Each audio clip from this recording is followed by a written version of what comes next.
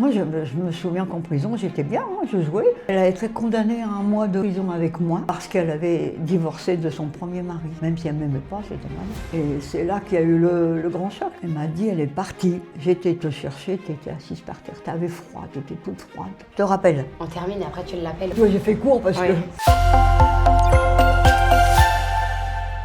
Bonjour, bienvenue dans l'émission Parle-moi. Aujourd'hui, on est en compagnie de Jacqueline qui vient nous parler de son histoire de vie. Jacqueline est ma grand-mère, donc le long de l'interview, je vais l'appeler Nona. Je te laisse te présenter. Je m'appelle Jacqueline Zbroniera. Mon nom de jeune fille, c'était Jourdain. Je suis veuve depuis 22 ans, hélas. T'as quel âge, Nona? 85 ans. Bientôt 86 au mois d'août.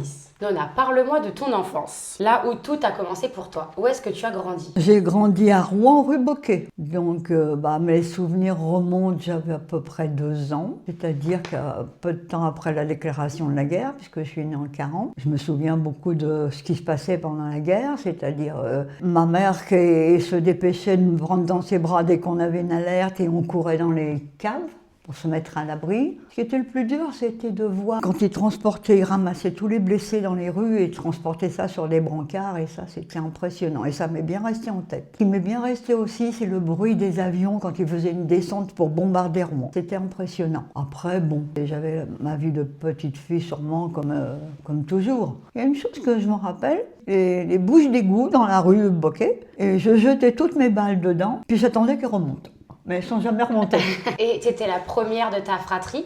C'est-à-dire que ma mère en a eu un avant qu'elle a perdu. Elle a eu un petit garçon avant moi qu'elle a perdu. Après, j'étais l'aînée des 5 enfants. Quand tu étais toute jeune, ta mère, elle était dans une situation un peu particulière, dans le sens où elle t'a eu toi, mais avec un mari légitime. Avec un mari qu'elle a abandonné, donc qu'elle a trompé et qu'elle a rencontré quelqu'un d'autre. Et de ce fait, elle est tombée enceinte de moi, mais elle n'était pas encore divorcée. Et à cette époque-là, elle a été condamnée à 1 mois de prison avec moi, parce qu'il ne séparait pas l'enfant de sa mère, parce qu'elle avait divorcé de son premier mari. C'était interdit par la loi à cette époque-là. Donc les femmes allaient en prison avec leurs enfants lorsqu'elles divorçaient? Elles allaient en prison, voilà. Mais moi, je me souviens qu'en prison, j'étais bien, hein, je jouais. Toutes les dames, puisque, hélas, il y en avait plusieurs personnes en prison. Toutes les dames, elles jouaient avec moi. Moi, comme j'étais une petite rapide, je plaisais aux dames et je jouais, voilà. Et tu avais quel âge à peu près quand tu as été en prison avec ta mère? 2 ans et demi à peu près, je pense. Et c'est marrant que tu t'en souviennes encore? Oui, parce que ça m'a frappée. C'était la prison Bonne Nouvelle. Tu peux bouger tes mains, Nona. Ah bon, quand on rentre à la prison de Bonne Nouvelle, vous voyez que des gros pavés. Et dans ma tête, ils étaient énormes. Évidemment, vu ma hauteur. Bah oui. Et voilà. Et après, les cellules, je m'en souviens un petit peu, mais c'est pas ça qui m'avait frappé. C'était l'entrée de la prison. Cette grande porte-là, en fer, et puis ces gros pavés là pour entrer. C'était impressionnant. Dans la prison, est-ce qu'il y avait d'autres enfants qui étaient avec toi? Non, j'ai pas souvenance. Peut-être qu'il y en avait, mais j'ai pas souvenance, non. Après, il y en a eu, certainement. Hein. C'est quelque chose qui te faisait peur d'y être avec ta mère? Non, pas du tout, j'étais bien. Le moment que je jouais, j'étais bien. Et les autres détenus, elles devaient s'occuper de toi aussi? Elles étaient très gentilles avec moi, oui. À jouer avec toi? Tout à fait. Du fait que j'étais sociable quand même. J'aimais bien rire, j'étais un petit peu rapide d'ailleurs. Bah oui, puis ça devait être attachant pour elles d'avoir une enfant si jeune en prison. Tout à fait, hein, ça les occupait aussi quelque part. Peut-être que ça rappelait aussi leur vie à eux, parce que peut-être des femmes qui avaient déjà des enfants aussi, hein, mais plus grands, parce que les petits, on les séparait pas de la maman. C'est dingue quand même à 2 ans et demi d'être en prison avec sa mère. Oui, et puis les souvenirs reviennent après. Quand j'étais jeune fille, 14-15 ans, j'avais pas trop la notion que j'étais allée à la prison de Bonne Nouvelle. Et quand elle m'en a parlé, c'est revenu. C'est bizarre la mémoire. T'as un peu occulté après 2 ans et demi. Tu étais toute jeune. Bah oui, c'est déjà étonnant que certaines choses me sont restées en tête quand même. Et est-ce que tu as d'autres souvenirs de la prison, par exemple le réfectoire, ou est-ce que tu mangeais là-bas? Non, du tout. Ça, tu t'en souviens pas? Pas du tout, non, mais j'étais vraiment petite. Mais c'est un message fort pour une femme de commencer toute jeune sa vie en prison accompagnée de sa mère parce qu'elle a demandé le divorce d'un homme. Oui. C'est des sacrées fondations. Mais elle n'avait pas le choix, hein, voilà. Et puis il y a aussi le fait, étant donné qu'elle n'était pas divorcée et qu'elle m'a eu avec un autre, je porte le nom de son premier mari. Donc au jour d'aujourd'hui, je ne sais pas qui était vraiment mon père. L'essentiel dans ma tête, c'est celui qui m'a élevée. Oui. C'est celui-là mon père, pour moi. pas celui qui m'a fabriqué. Quand tu es sortie de prison, qu'est-ce qui s'est passé pour ta mère et toi? Ça a été quoi la suite de votre vie? On est retourné rue Boquet. Je suis restée avec ma mère. Et après, c'était les bombardements qu'on entendait tous les jours. Et un petit peu la peur. Mon père qui disparaissait, mon père, oui, son deuxième mari. C'était pas facile parce que mon père, il m'appelle. J'ai le nom de famille de son premier mari, mais pour moi, mon père, c'était son deuxième. Son deuxième. Donc son deuxième mari, que je reconnais être mon père, était obligé de se cacher parce qu'il ne voulait pas aller à se battre, Ah oui. à la guerre. Et c'est les voisins qui nous dénonçaient. Alors mon père, il venait la nuit pour nous voir. Et un jour, il me dit comme ça, je suis obligé de venir la nuit, déjà parce que les voisins m'ont dénoncé. Et en plus, de toute façon, il me dit, on a des fusils, mais on n'a pas de balles. Alors, il me dit, c'est pas la peine que j'essaie d'aller me battre. C'est marrant comme réflexion. Hein, voilà. Ouais. Et c'était la vérité. À ce moment-là, tes petites sœurs commençaient à être là. Ça y est, Non. tu devenais grande sœur? Toujours pas? Non, parce que j'ai ma sœur qui me suivait après, l'âge après, elle avait 4 ans avec moi. Donc, j'avais 6 ans, elle avait 2 ans. Et c'est un peu grâce à ça que j'ai compris que je n'avais pas le même nom que mes sœurs et que j'ai un peu connu l'histoire. Quand je suis arrivée à la primaire, c'est-à-dire j'avais 6 ans, ma sœur qui était 4 ans plus jeune, quand elle est arrivée en primaire à l'école Marie du Bocage à Rouen, moi j'avais 10 ans et elle avait 6 ans, hein, entrée normale. Et c'est là que j'ai appris que j'avais pas le même nom que ma sœur, parce qu'à cette époque-là, il n'y en avait qu'une pour le moment, sinon après il y en a eu 5. Et c'est là qu'il y a eu le grand choc, parce que les gamins, comme tous les gamins, disaient « mais c'est pas ta sœur, t'as pas le même nom ».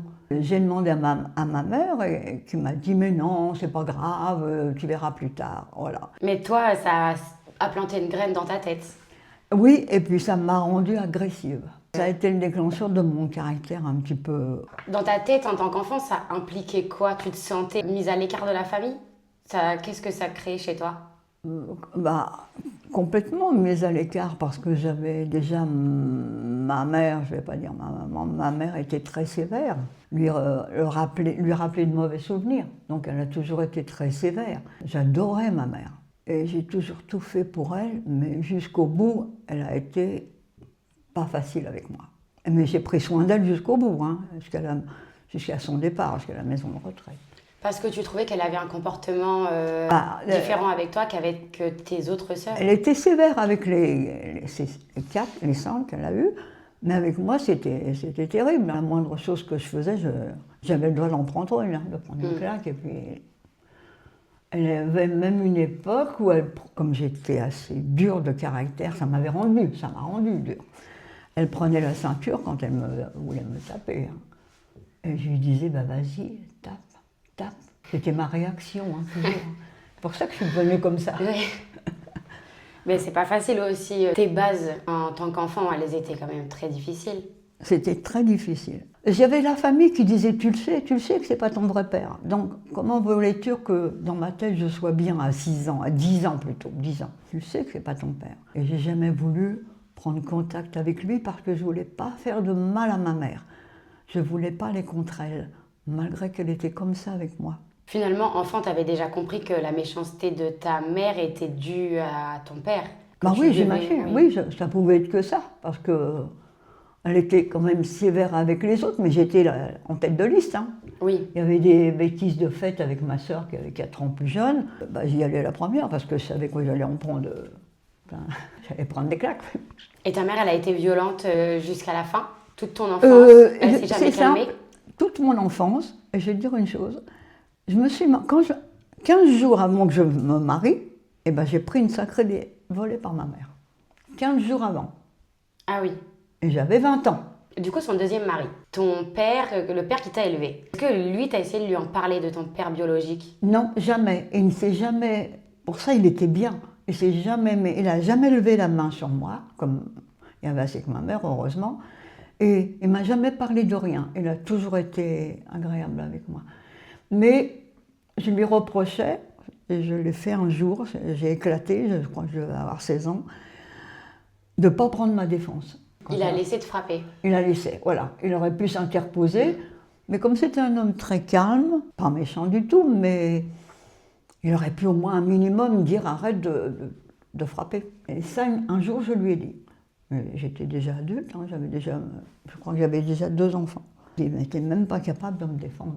Et est-ce que lui t'a élevé de la même manière qu'il a élevé du coup ses filles biologiques parce qu'il savait que t'étais pas sa fille biologique? Il devait le savoir, hein, Ou t'as eu... obligatoirement, il le savait. Puisque, Oui. Ma mère, quand elle l'a fréquenté, elle a changé.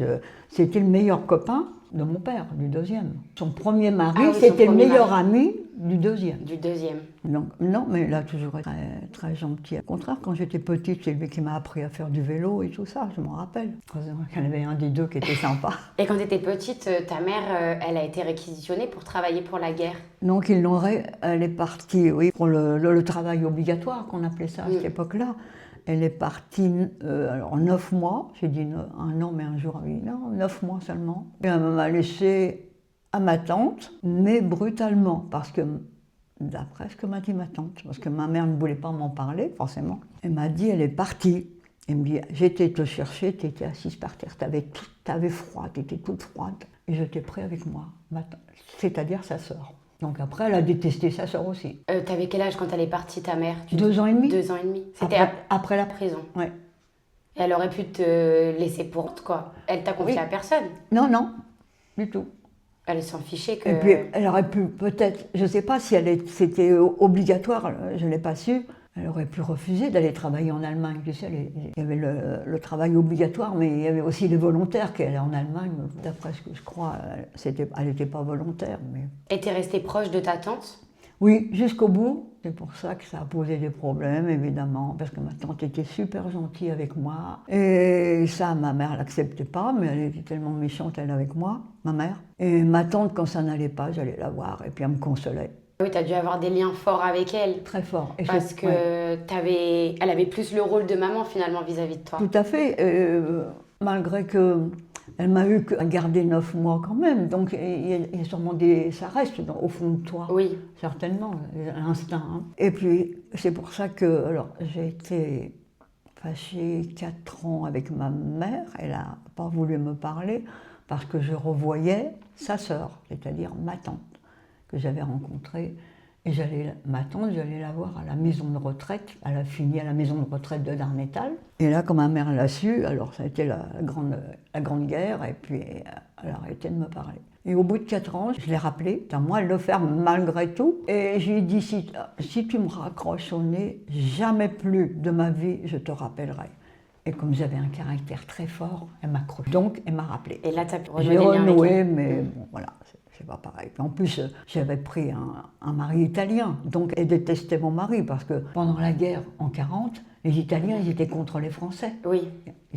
Après, comme on dit, ils ont retourné leur veste. Donc, qu'est-ce que je faisais là? Déjà qu'elle ne me supportait pas. Le hasard a voulu que je tombe amoureuse d'un Italien qui était super gentil, très calme, qui m'a rendue heureuse pendant 45 ans, qui m'a fait 4 enfants. Je lui ai pardonné un peu sa méchanceté. Je le dis, je ne devrais pas. Mais parce qu'elle a tellement été élevée malheureuse, tu sais, hein, c'est dans les années 1920. Moi, je suis née en 40, elle avait 20 ans avec moi, elle est née en 20. Elle a eu un beau-père qui a essayé de la violer, mais elle ne se laissait pas faire. Elle avait un drôle de caractère, un peu comme moi, quoi. Enfin, c'est moi. Et puis, elle me disait, tu sais, moi, quand je voulais manger à 10-12 ans, il fallait que j'aille mendier devant l'église, si je voulais manger. C'était l'époque de la grande misère, hein, 1920. Oui, bah oui. Donc, quand j'étais trop en colère après, je voulais l'excuser en me disant, elle a tellement été malheureuse, je vais la laisser faire. Ton histoire de vie, elle t'a forgé un gros caractère, oui. Mais t'as toujours été très douce et aimante vis-à-vis de ta mère. Ah oui, ma mère, c'était important. Et j'aurais voulu tellement, c'est bête à dire, jusqu'au bout que ma mère elle-même.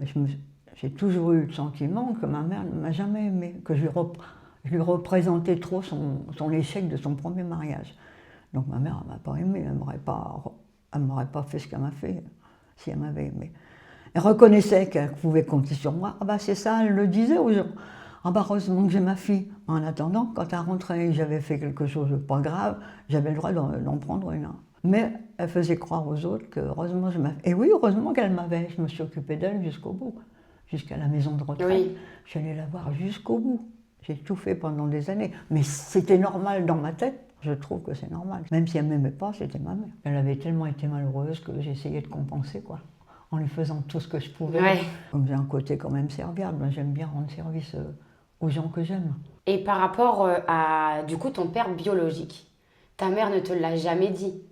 Non. J'ai Non. essayé une fois, j'avais 14 ans, de lui dire, bah, écoute, mais on met les choses au clair, dis-moi ce qui s'est passé et lequel est vraiment mon père, quoi.